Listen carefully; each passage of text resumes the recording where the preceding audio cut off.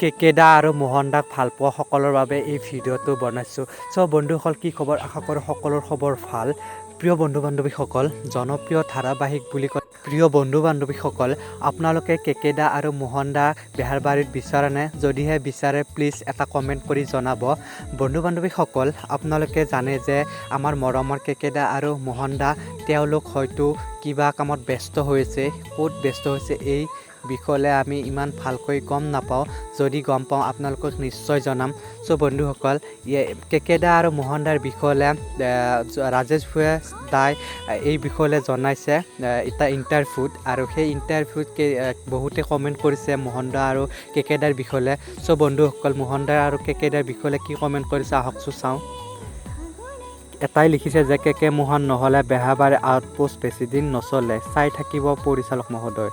আৰু এটাই লিখিছে কেকে আৰু মোহন নহ'লে বেহাৰবাৰী আধৰুৱা। আৰু এজনে লিখিছে প্ৰতিটো এপিছ'ড কমেণ্টবিলাক পঢ়ি চাব।